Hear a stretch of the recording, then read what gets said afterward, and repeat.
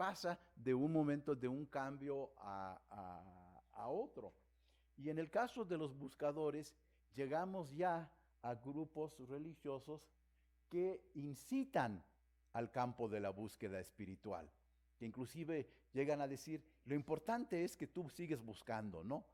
Quizá al final no vas a encontrar nunca la verdad, pero tú sigue buscando, ¿no?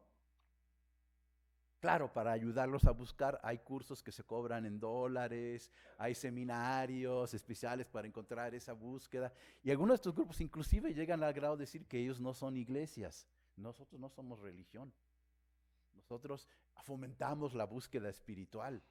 O dicen, somos una espiritualidad, no somos una religión, para enfatizar que están enmarcados en este campo de la búsqueda espiritual, ¿no? Y, eh, eh, y luego inclusive algunos adeptos de estos grupos hasta se definen a sí mismos como buscadores, ¿no? Dicen ellos mismos, nosotros somos buscadores.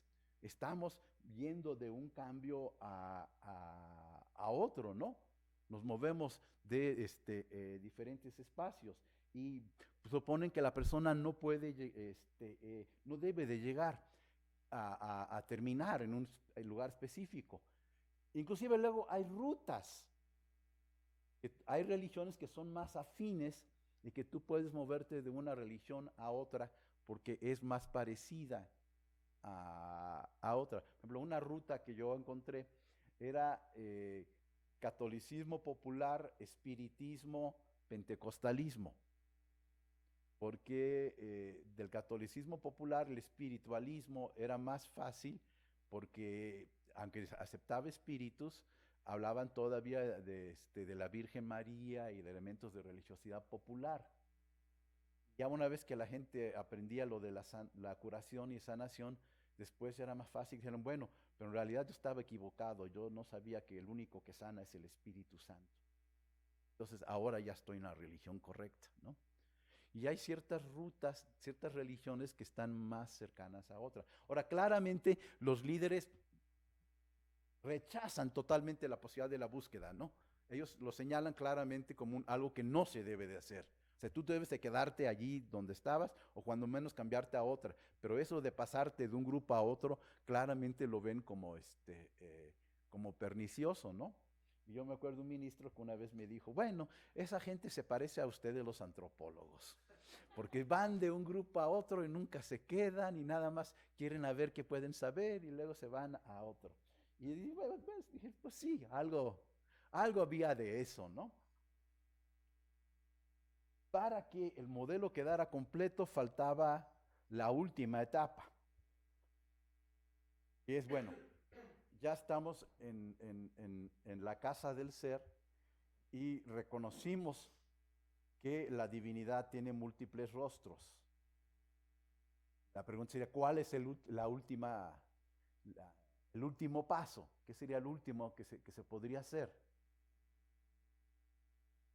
Y la respuesta es salir de la casa. Ya una vez que has recorrido el camino, puedes llegar a reconocer que todas son falsas, que ninguna es verdadera, que ninguna es auténtica. Y esto se conoce como apostasía, papel del apóstata. Y una vez más aparecen referencias, claro, en la subcultura esta aparecen referencias bíblicas. Y quien habla de los peligros de la apostasía es Pablo. Y él señala a los creyentes en las epístolas de Timoteo, Hebreo y los romanos, los peligros de aquellos que conociendo la verdadera fe, la rechazan después, que van a llegar allí y van a señalar la falsedad de las religiones y que en algunos casos hasta regresarán a la antigua fe, ¿no? Ya habiendo conocido el cristianismo, regresan a ser paganos o a no creer en nada, ¿no? Y la apostasía es una preocupación muy fuerte en los grupos evangélicos. Es muy interesante que en el catolicismo hay muy poca referencia, en el catolicismo actual hay muy pocas referencias a la apostasía. Entre los elementos castigados por la Inquisición estaba la apostasía. En esta parte colonial, la apostasía era bien clara y era castigada. Aquel que conociendo la verdadera fe, la atacaba o regresaba a otra fe, como judaizantes que asemejaban ser cristianos, como indígenas que engañaban a los frailes. Y la apostasía era castigada, ¿no? Pero uno habla con una población general católica y no te van a saber que es un apóstata. Ya ahorita, como ya se ha desdibujado bastante. Pero en las iglesias evangélicas esta preocupación es muy grande. Y fue un elemento que yo encontré que aparecía claramente de la preocupación de qué pasaba con aquellos que conocen la fe y la abandonan.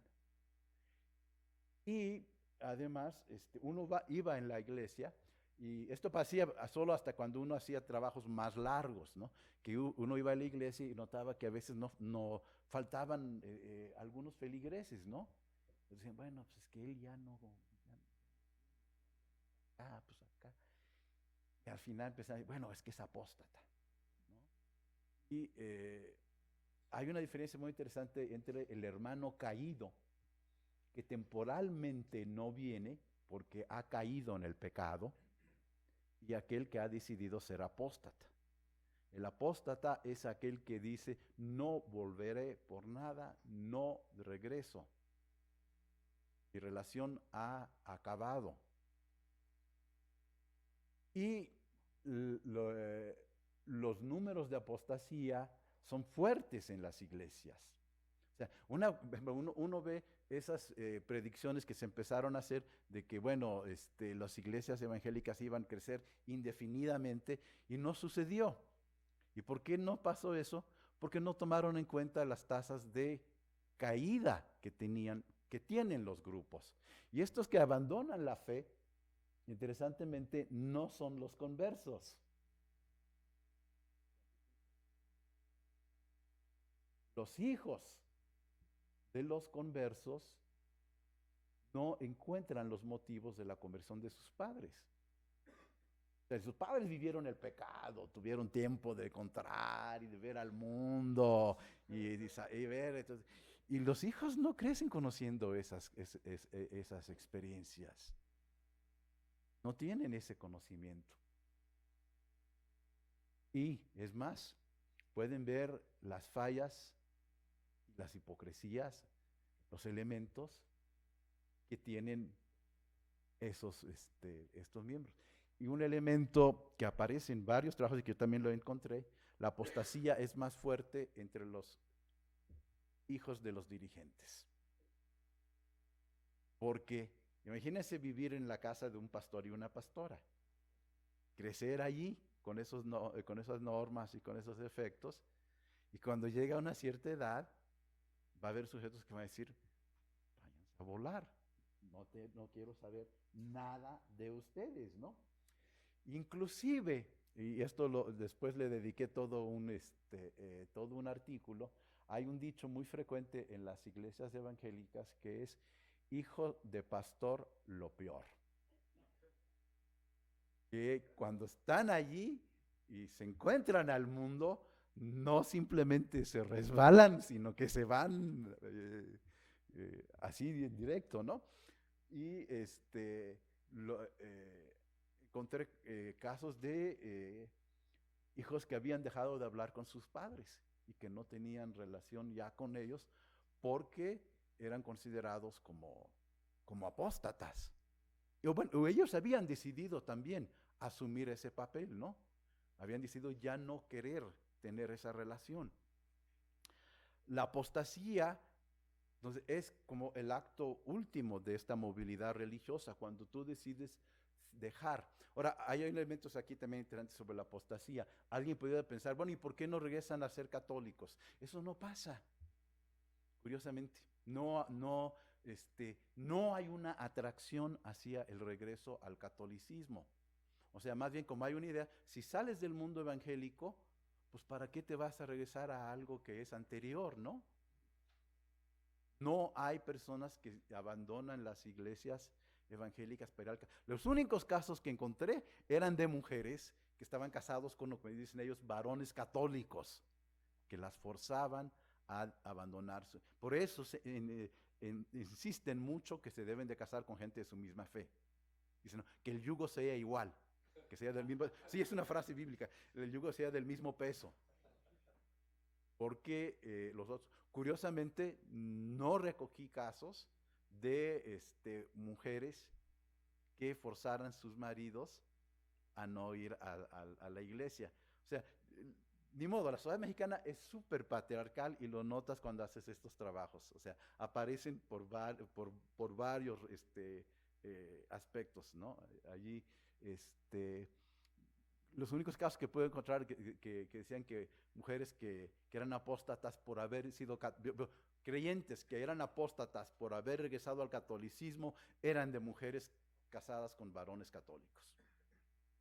Además, es como fuera de, no es concebible regresar al catolicismo. Es considerado como una etapa anterior. O sea, te sales y te vuelves apóstata, dejas de creer, ¿no? Otro elemento interesante en la apostasía era la forma como se daba. Uno podía pensar, bueno, toda la familia se volvió apóstata. No, aquí vuelve a entrar el factor individual. Uno encontraba en las familias una diversidad muy grande. Por ejemplo, un hijo apóstata y otro que es el siguiente ministro o que está trabajando como su papá para heredar, para tomar su puesto, ¿no? No se daban así como podía pensarse todo el grupo, ¿no? Sino generalmente uno de ellos se volvía apóstata y el otro llegaba. Aparecía curiosamente esta dicotomía del hijo bueno o el hijo fiel y el hijo infiel. No se daban por grupos enteros, ¿no? Ahí habría que hacer más estudios de las generaciones por qué se distribuía así, ¿no? Porque había un hijo que decía, yo no quiero nada que ver con mi papá, y el otro que dice, y yo quiero ser igualito que mi papá. O sea, no se daban así por grupos enteros, ¿no?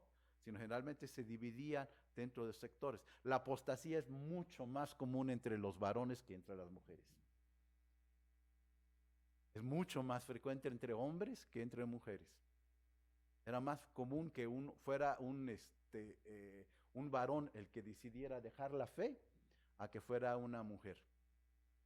No tengo una explicación, no sé por qué. Simplemente es un hecho que aparecía contundentemente, aparecía con mucha frecuencia.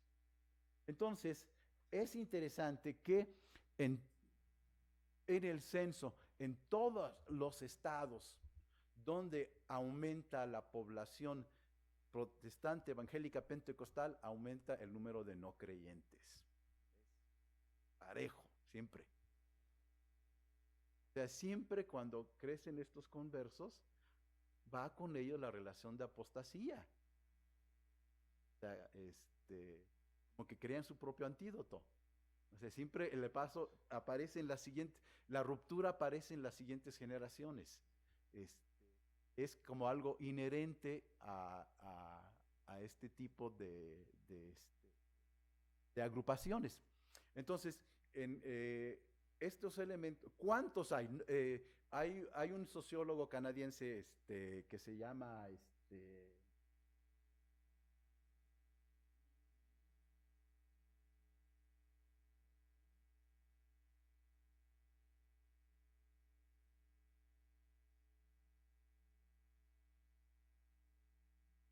Kurt Bowen. Él estimó en trabajos hechos en México y en Guatemala que la apostasía era del 40% de la segunda y tercera generación. No veo cómo pudo sacar porcentajes para esto.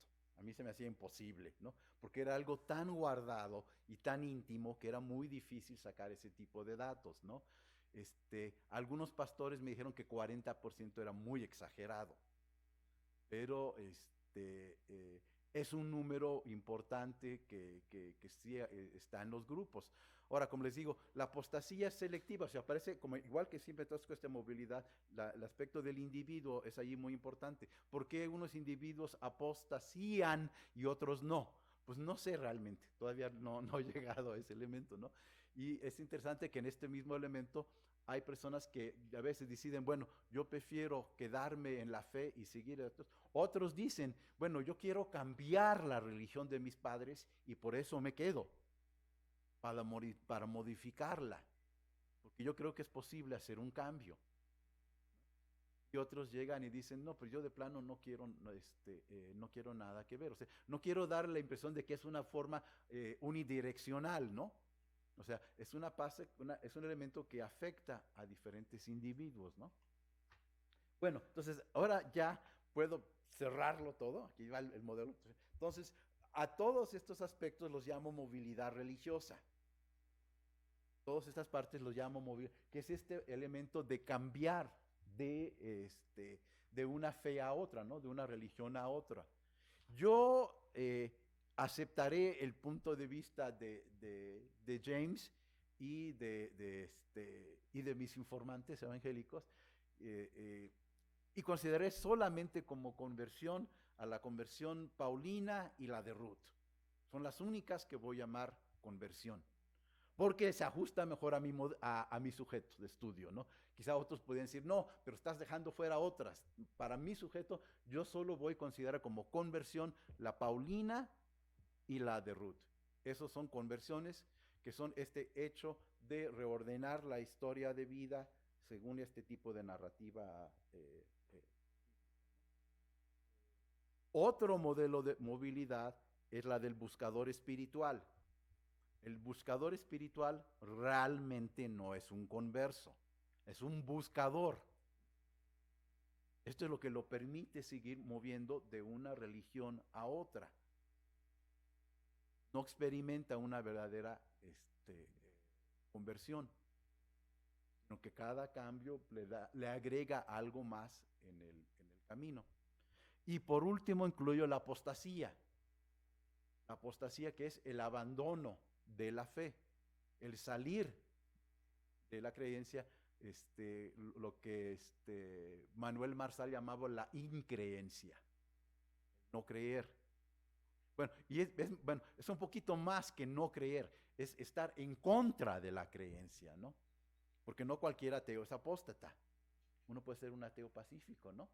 Pero el apóstata es así como, o sea, hay que acabar con la falsedad, ¿no? Y esto hay que señalarlo como, ¿no? Entonces la apostasía es un paso de increencia como más militante, ¿no? Y eso en sí es lo que yo adopté como modelo de movilidad religiosa, ¿no? Que todo el conjunto lo llamo movilidad religiosa. Y ya por fin, ya acabé.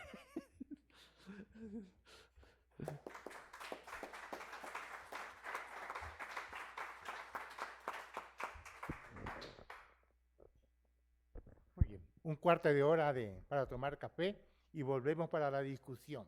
Eso, ¿eh?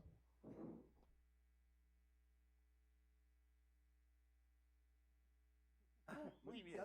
Empezar con un breve comentario a la magnífica exposición de Carlos.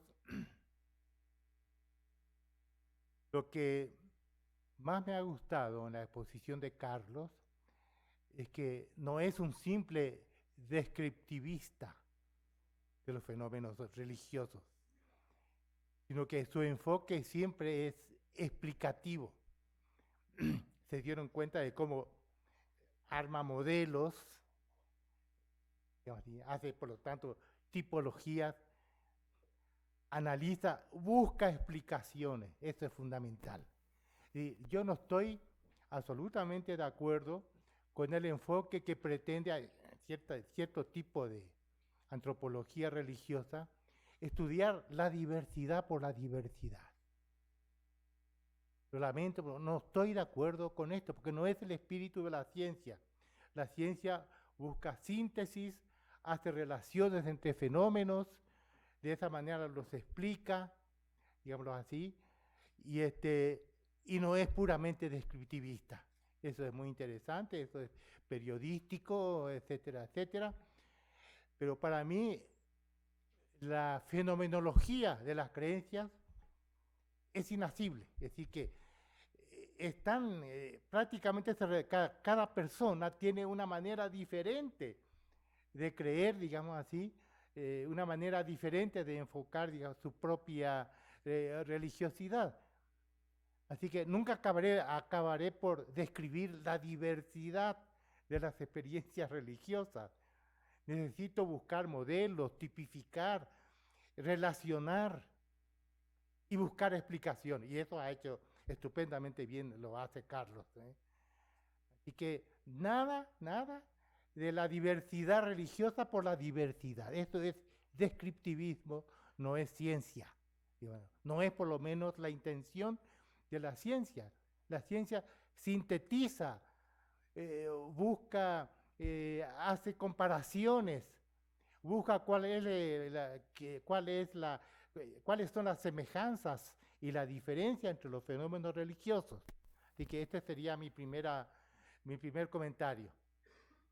Además de eso, Carlos demuestra con su exposición que es uno de nuestros mejores especialistas en esta materia, en estudiar la religión, las prácticas religiosas de las minorías religiosas con énfasis en el pentecostalismo. Y aquí está el otro punto. Su enfoque, que es el del William James, que anteriormente lo que él hace, digamos, era la psicología religiosa. Lo que él hace es estudiar, digamos así, las manifestaciones religiosas, en este caso el pentecostalismo, desde el punto de vista de los individuos y de las experiencias individuales. Esto es lo de justamente el planteamiento de William James. Sin descartar, se trata de un enfocar un fenómeno sin separarlo de las demás manifestaciones, por ejemplo, las manifestaciones institucionales. Aquí hay una problemática muy interesante. ¿Se acuerdan lo que expusimos de Ulrich Beck?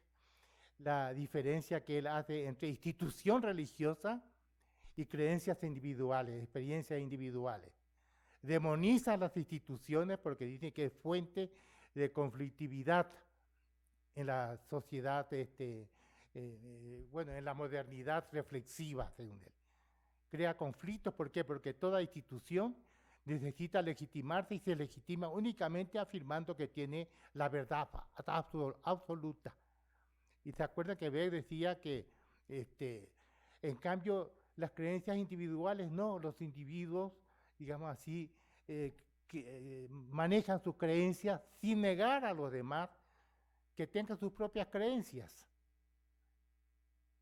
Así que esta es la idea, lo que pasa es que él demonizaba la institución entonces y en cambio valoraba los procesos de individualización en la práctica religiosa, un poco el modelo protestante luterano, si ustedes quieren, le echaron en cara, ¿no? Pero en la exposición de él no, en la exposición de William James no. William James dice claramente que se trata de una perspectiva, no va a estudiar la religión como grupo y como institución, sino como experiencia individual. Pero con eso no excluye, las experiencias individuales se realizan dentro de instituciones. No es el caso radical, digamos así, de Ulrich Beck. Además, otra deficiencia de Ulrich Beck era el enorme empobrecimiento de la creencia religiosa individual. Su interpretación de la religión desde la nariz para arriba, puramente intelectual.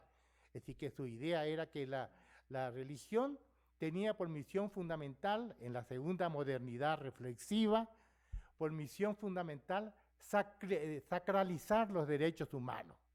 Le gustaba eso de el hombre, imagen de Dios, porque esto sacraliza, digamos así. Pero se olvidaba el aspecto fundamental de la piedad, de la devoción, del fervor este aspecto fundamental en la sociología de la religión. Ustedes vieron la riqueza, digamos, fenomenológica en el término de emotividad, en ese tipo de prácticas religiosas, en el pentecostalismo se da todas las formas de emotividad. Así que es una riqueza impresionante. Así que esta es la cuestión. Se trata de un enfoque individual, porque si habla de experiencias religiosas, estamos en el plano de los individuos, ¿ya? Y a lo más de las comunidades como tales, ¿no? Pero esto no excluye la institución, de ninguna manera, porque en gran parte pues estas experiencias no son solitarias, son comunitarias y se realizan la mayor parte de las veces, digamos así, en un marco institucional. Así que en ese aspecto no estamos de acuerdo, o sea, yo no estoy de acuerdo con Ulrich Beck. Empobrece la fenomenología religiosa y demoniza la institución, y esto es muy discutible. No puede existir, digamos así, una religión que no tenga un mínimo, aunque sea un soporte mínimo de tipo institucional organizativo, aunque no sea una institución tan pesada como las instituciones de las grandes religiones universales. Así que esta es la segunda cosa, y que estamos en el plano, con la exposición de Carlos, en el plano de, ¿se acuerdan lo que dijimos de la función pragmática de la religión? El punto de vista de por qué, cuál es la función de la religión con respecto a los individuos. La religión respondiendo a las necesidades existenciales de tipo individual, que no excluye lo social y lo institucional, que es un marco más amplio, ¿no? La tercera cosa que yo decía, siguiendo el mismo espíritu de que lo que se trata en sociología y en antropología de la religión, ¿se acuerdan que para mí no hay una diferencia epistemológica? Así que nada de enclaustrarse en decir que la antropología solamente hace análisis descriptivos, etnográficos, se reduce a la etnografía y no tiene casi teoría, no, nada de eso. Que ustedes no se preguntarán si Bourdieu fue antropólogo o sociólogo. Así que lo señalaba Carlos, la interdisciplinaridad es fundamental aquí. La otra cuestión, el fenómeno de la conversión, de la movilidad, no es solamente un fenómeno religioso. Se da conversiones en el plano de creencias que no son religiosas. Y todos nosotros probablemente hemos pasado por ahí de una manera más lenta, pero evidentemente lo que actualmente, nuestras convicciones actuales, no me refiero, nuestros valores actuales, no son los que teníamos cuando teníamos 15 años. Es decir, ha habido todo un proceso. Le puedo dar ejemplos de conversiones no religiosas, conversiones a partir de creencias colectivas. Es muy importante para mí para buscar, digamos así, un soporte, una manera de abarcar de alguna manera todas las formas de creencias, una teoría de las creencias colectivas. Y la fe religiosa solamente es un sector de las creencias colectivas. Le voy a dar un ejemplo de conversión no religiosa, ¿no? Ahí en mis investigaciones en el Valle del Atrisco, comunidades tradicionales campesinas del Valle del Atrisco, donde ustedes ya pueden imaginarse el papel de la mujer. Por ejemplo, forma parte de las creencias fundamentales acerca del papel de la mujer. La mujer no puede ir sola ni a la milpa, tiene que ir con su marido. El marido es el que asegura, digamos así, el sistema de cargos, es el que acude a los sistemas de cargos. Y de ninguna manera, digamos así, se permite, es decir, una mujer que trabaje de jornalera, a Dios, deshonrada para siempre. Y desde la época del porfiriato hasta ahora en ciertas comunidades tradicionales. ¿Se dan cuenta? Pero ¿qué pasa? Cambia las circunstancias. Los maridos emigran y por lo tanto la proposición inicial en esa cultura era ninguna mujer honesta que se aprecie a sí mismo puede trabajar. Imagínense como jornaleras al servicio de otra gente y sin sus maridos. Pero ni siquiera, mire, en ciertas áreas de Morelos, en esta época tradicional, una mujer que andaba sola por los caminos, aunque sea por los caminos de la milpa, ya era mal vista, era una mala mujer. Era la creencia, ¿no? Así que, primera etapa, una mujer honesta, digamos así, no puede trabajar como jornalera. Sus maridos emigran, cambia la situación y se produce un interreño en lo que la creencia cambia de esta manera. Sigue siendo verdad que la mujer buena, digamos así, la mujer buena no puede trabajar como jornalera sola al servicio de otra gente, independientemente de sus maridos, salvo en ciertas circunstancias y por caso de necesidad. Lo que era precepto absoluto se convierte en un precepto ya relativizado. Y pasando el tiempo, se convierte en precepto si la mujer puede reemplazar a su marido en el sistema de cargo, si la mujer puede trabajar como jornalera, si la mujer puede ir a los bancos. Esto en el Valle del Atrisco, después de este es el resultado de una etnografía. Ha habido una conversión, se cambió el sistema de creencias. Hay conversiones que no son religiosas. Todos nosotros hemos pasado por ahí. Bueno, ahora, ¿cómo se reinterpreta esto? Aquí voy a la interdisciplinaridad, ¿no? Todo lo que dice, lo que dijo Carlos, y esto es un ejemplo de cómo hace falta la interdisciplinaridad y no establecer límites rígidos entre sociología y antropología. Esto es una barbaridad, digamos así. La realidad social no se divide en realidades antropológicas y realidades sociológicas. Entonces, es una barbaridad, ¿no? Todo lo que él dice yo puedo reinterpretar recurriendo a la teoría del habitus de Bourdieu.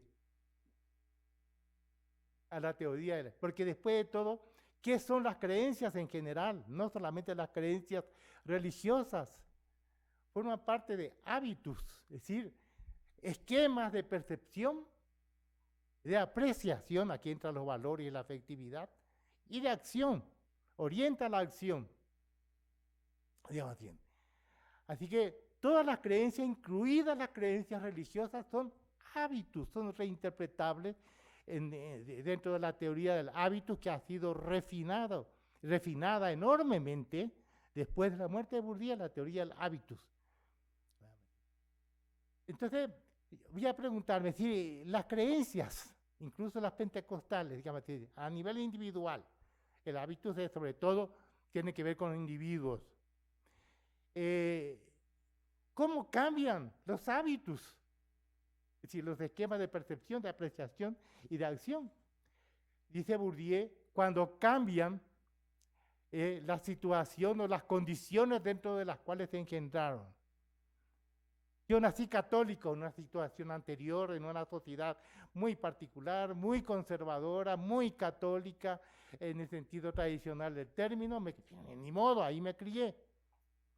Salgo de ese medio, voy a otro lado, voy becado a no sé dónde, a Inglaterra, conozco otro ambiente, cambia completamente la cosa y estoy en disponibilidad para cambiar mis creencias y mis hábitos, incluso las religiosas.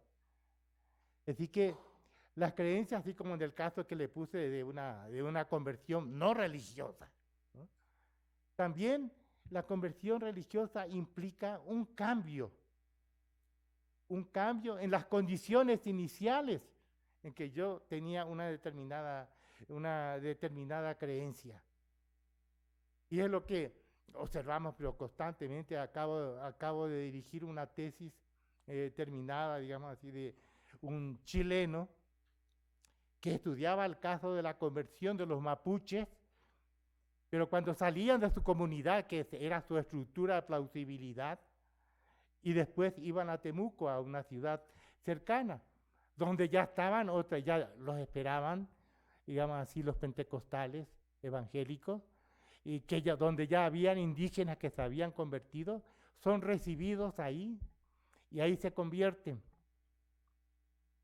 Y claro, cambian las condiciones de sus creencias, salieron de sus comunidades.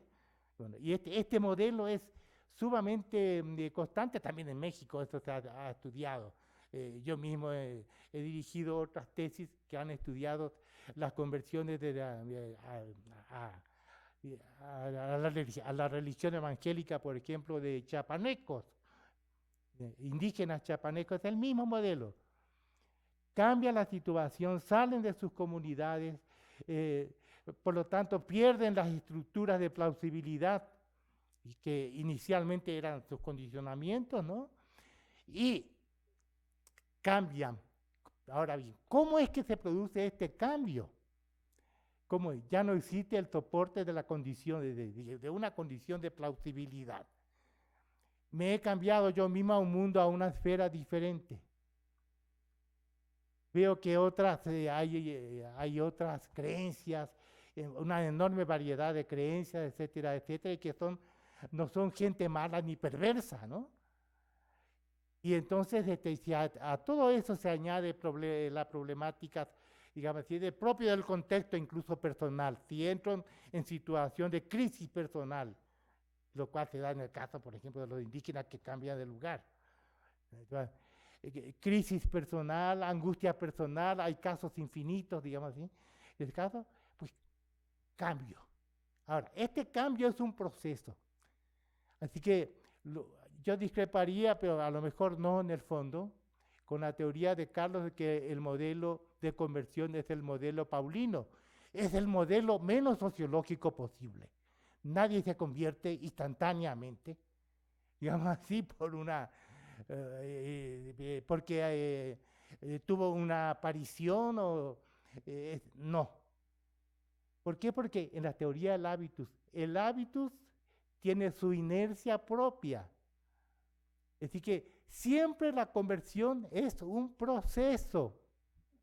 Uno nunca termina por convertirse plenamente. Así que, claro que desde el punto de vista de la creencia del creyente, sí, cree que se cambió de inmediato y que fue porque la gracia del Señor o porque en sueño vio ya. Esto es muy frecuente, estoy totalmente de acuerdo con él en la investigación que yo hacía con Bonfil en el sureste. Los casos, digamos así, las historias de los convertidos, siempre el antes y el después. ¿Y cómo es que te convertiste? ¿Y por qué te convertiste? Pues es que yo antes era mujeriego, sinvergüenza, violador, borracho, y después, ahora ya soy casto, ya no soy violador, ya no tomo, etcétera, etcétera. Pero ¿cómo se produce el cambio? Es por el sueño, que soñé que dos jóvenes vestidos de no sé cómo venían a visitarme. Y yo no le hice caso, pero es aquí que alguna vez realmente vinieron a visitarme dos jóvenes para invitarme, y entonces el Señor me estaba visitando, etcétera, etcétera, ¿no? Así que todo eso es cierto. Ahora bien, una cosa es el punto de vista subjetivo del creyente, que lo racionaliza todo a su manera y según los modelos bíblicos que como lo expuso fantásticamente bien Carlos, ¿no? Lo racionaliza. Otra cosa es la verdad sociológica. Y tenemos muchísimo testimonio de esto. Me acuerdo todavía el caso de un filósofo, en mi época de estudiante en España, un filósofo español, se llamaba Santana, que se convirtió al catolicismo porque era ateo y era kantiano, así que con la mente formada por las categorías a priori. Y fue a darnos una conferencia a decirnos que cómo le costaba la conversión, que se había convertido, sí, pero seguía siendo kantiano, no podía dejar de ser kantiano. Y muchísimo, en la época en que trabajaba con Bonfil, ¿cómo se llama? Los pastores que se quejaban de que sus convertidos del catolicismo, ¿no?, seguían siendo en el fondo católicos. Seguían siendo en el fondo católicos y no acababan de ser totalmente protestantes. La conversión es un proceso. Y algunas, en el caso, por ejemplo, de esta investigación en Chile, los pentecostales se dan cuenta perfectamente del fenómeno y no aceptan al convertido, al supuestamente convertido de entrada, sino que tienen que pasar por una especie de largo catecumenado que suele durar un año o más. Después recién es aceptado como creyente, de donde se deduce que no es lo mismo afiliación religiosa que conversión. Yo puedo afiliarme al protestantismo, soy indígena, voy ahí, me encuentro en una ciudad donde todo el mundo me desprecia, etcétera, etcétera, no tengo trabajo, el único refugio donde yo tengo es pues me invita un grupo de protestantes pentecostales, donde me tratan de hermano, donde me ayudan, me conviene, así que por simple interés me afilio. No quiere decir que se haya convertido ya. Tiene que pasar por un largo proceso, así que el modelo de lo que él llamaba el modelo paulino es el menos sociológico posible porque el hábito tiene una inercia y no se cambia de la noche a la mañana. Bien, así que eso es una cosa fundamental. Algunas cosas adicionales que yo quería decir, el problema de la apostasía, cuestión que es una cuestión de valoración. Claro que hay apóstatas que son, que por resentimiento, por cualquier cosa, denuncian a su religión de origen y al mismo tiempo critican, etcétera, etcétera, ¿no? Pero implica una cuestión valorativa desde el punto de vista del grupo religioso de donde emigró. Evidentemente, si yo estoy dentro de la Iglesia Católica y se me va uno de mis fieles, voy a decir que apostató.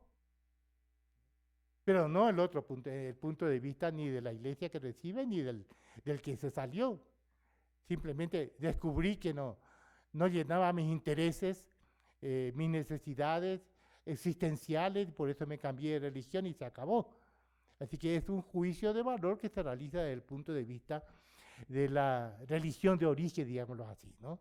Califico de apóstata a los que salieron, con un sentido, la carga valorativa fuerte. El apóstata tiene un concepto negativo, ¿no? Normativo. Pues esa sería alguna de las cosas que yo quería decir sobre este problema.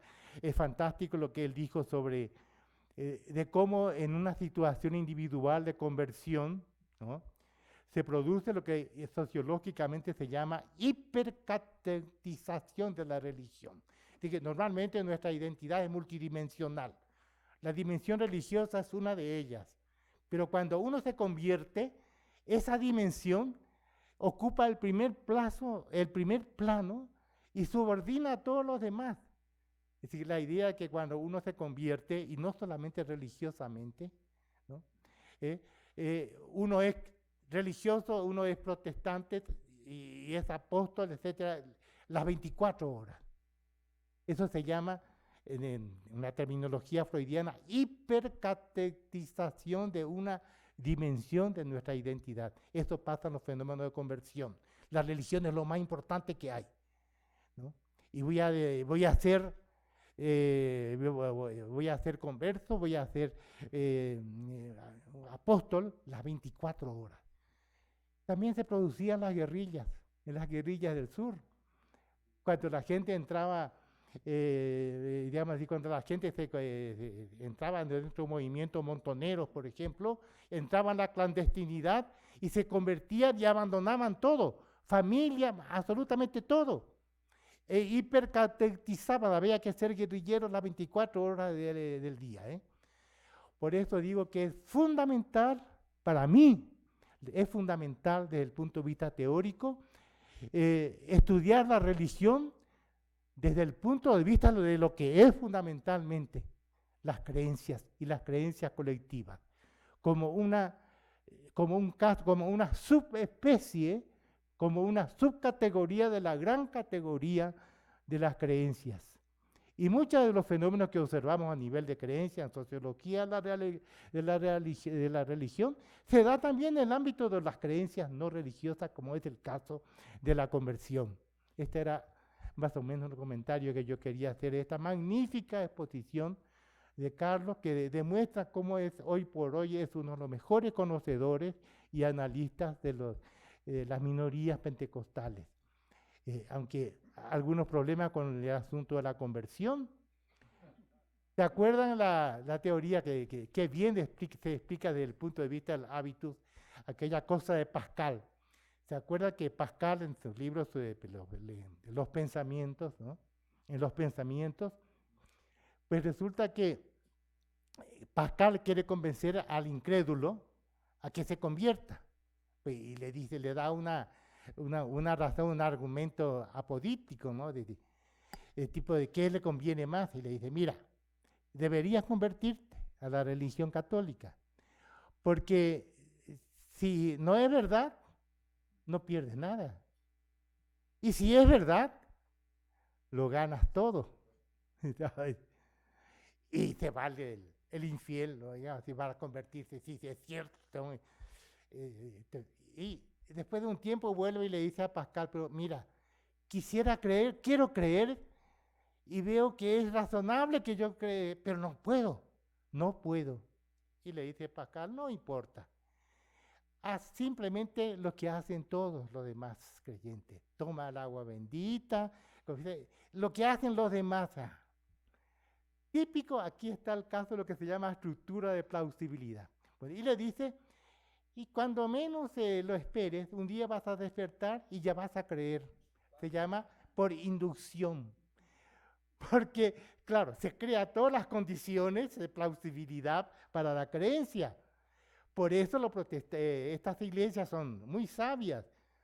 Una de las primeras cosas que hacen es evitar que, sobre todo, que tenga contacto muy intenso con el mundo viejo, porque son nacidos de nuevo. Así que tengo que dejar a mis amigos, si hace falta hasta a mi familia, salvo que le convierta también a mi familia, ¿no? ¿Se dan cuenta? Así que tal cual, hay que cambiar la situación para que sea posible la conversión que se produce por inducción sin conciencia, de una manera inconsciente. Entonces, esta sería la única observación que yo haría a la teoría de la conversión. Sus modelos son fantásticos. Acabo de tener una experiencia de su modelo, pero en este caso, conversión por amor, un enamorado, y este es un caso fantástico, ¿no? Un protestante americano se enamora de una hermosa chica latinoamericana. La chica latinoamericana lo convierte, tiene que convertirlo a su religión católica, porque quiere casarse por la religión católica. ¿Qué más? Se convierte por amor y se casa por la Iglesia Católica y con toda la ritualidad tradicional católica. Ahí está, un ejemplo de cómo se produce estas cosas hasta ahora. El modelo de Ruth, pero en su plenitud. Bueno, pues muchas gracias, ha sido una excelente exposición, aquí te dejo aquí. Sí, yo algunos puntos antes de que pasemos a las preguntas y también terminar con unas preguntas con Carlos. Una cosa que me preocupó siempre, y desde que la primera vez que lo leí a Carlos, era tratar de hacer un poco el paralelo entre lo que Carlos estudiaba como conversión y como lo que hemos escuchado ahora, y lo que había sido finalmente mi propia inquietud del doctorado, que fue tratar de entender, no lo llamé conversión, pero lo llamé transición simbólica, entre lo que eran los sacerdotes de derecha en los años 60 en Bolivia, que no voy a usar la palabra conversión, transitaban hacia la teología de la liberación en los 60 en Bolivia, en casos diferentes. y ahí el dispositivo teórico fue completamente paralelo y nunca se tocó con las lecturas que tiene Carlos.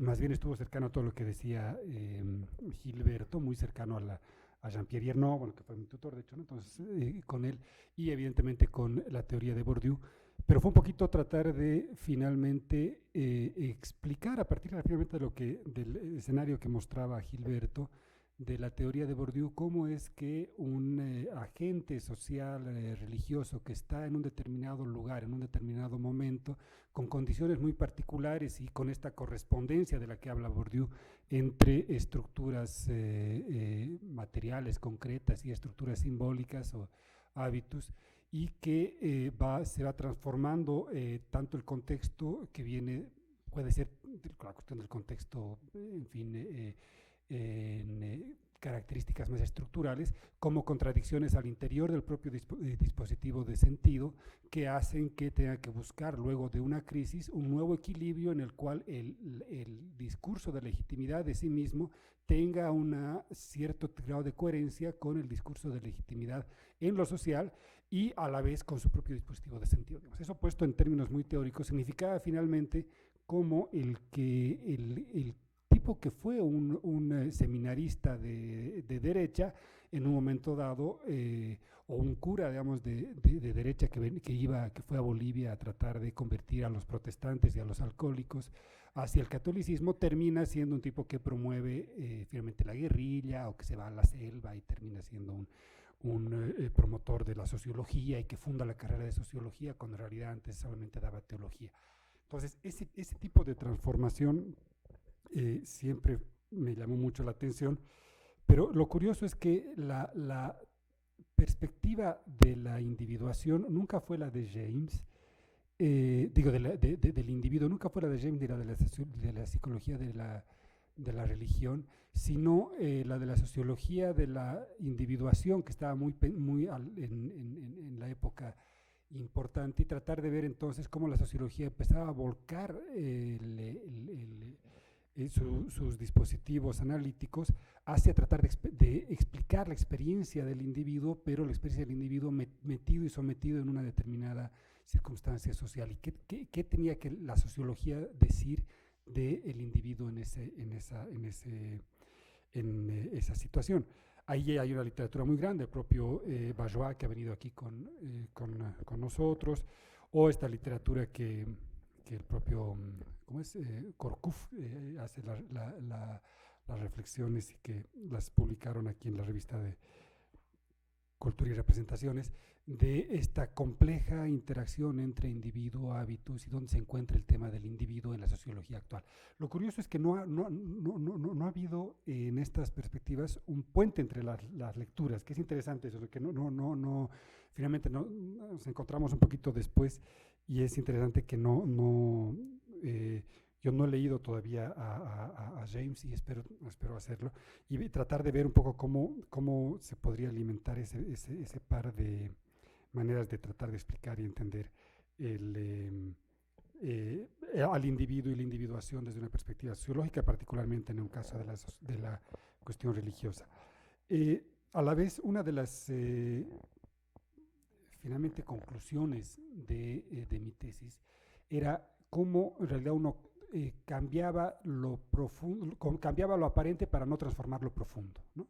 Y entonces había como que una operación normalmente subjetiva, no necesariamente objetiva, en la cual se hacía una transformación brutal, pero finalmente lo que llamaba una matriz profunda, podríamos decir un hábitus más fuertemente incorporado, era salvado a partir de una operación brutalmente compleja y de una semántica, digamos, muy interesante, muy sofisticada, pero que le permitía al sujeto finalmente seguir manteniendo determinadas cosas que para él eran tremendamente importantes y manteniendo legitimidad en el determinado contexto, en la estructura a la cual pertenecía, pero a la vez dentro de su propio dispositivo.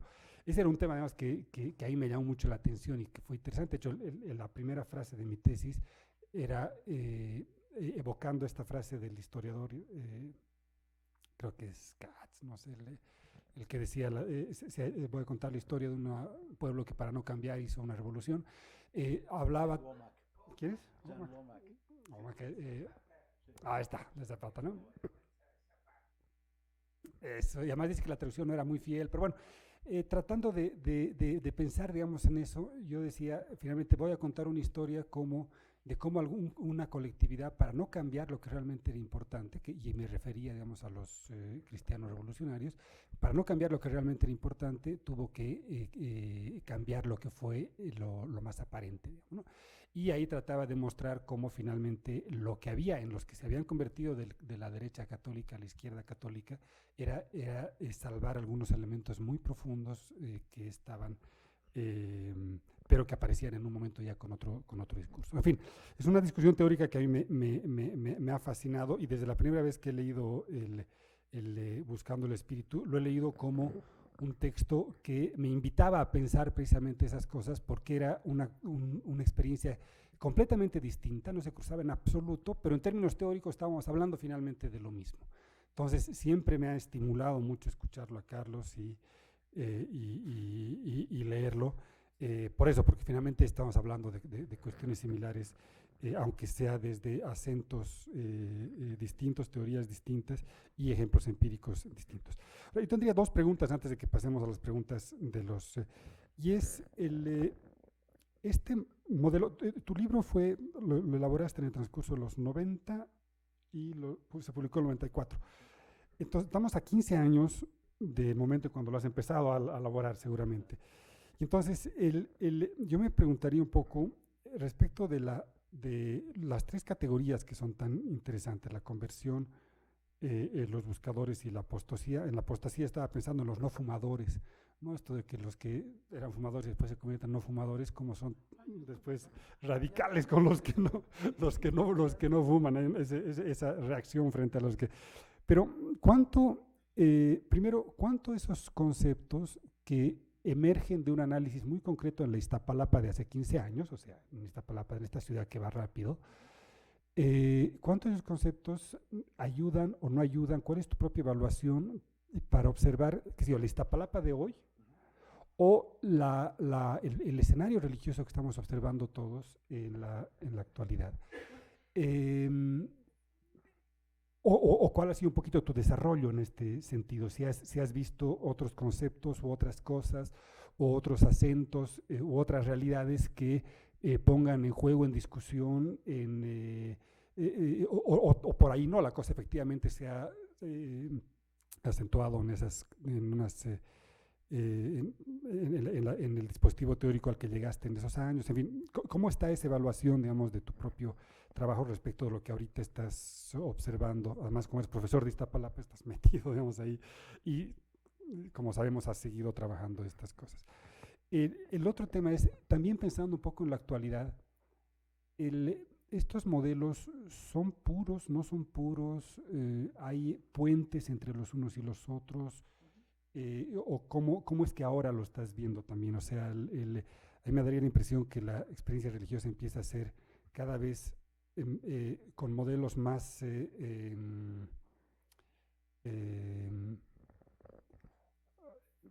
plásticos, más elásticos, y que de pronto empiezan a meterse de un lado al otro, y en fin.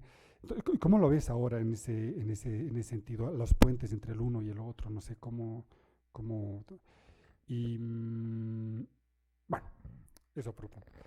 Pasaríamos, yo creo, unas preguntas del público y después le damos la palabra a Carlos.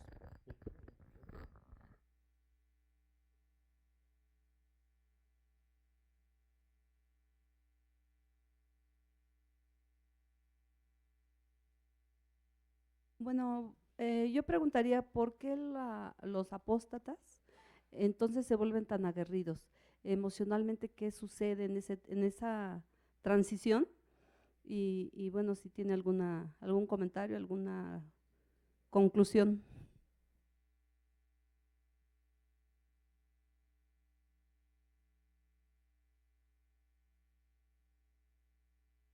Gracias. La representación social que se va configurando en la fase de crisis pareciera acentuar la conversión religiosa. Sin embargo, le quiero preguntar si en el caso concreto de su investigación hubo situaciones en las cuales no necesariamente se logró la conversión religiosa, aún estando presente esa fase de crisis con algunos sujetos en los cuales usted investigó. ¿Y cuáles serían las causales? Gracias.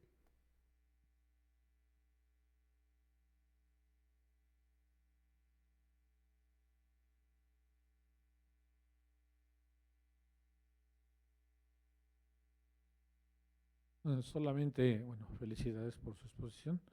Solamente preguntar, parece que abrió brecha esta investigación, si no me equivoco, chilena, del refugio de las masas de la LIB, ¿no? Que si no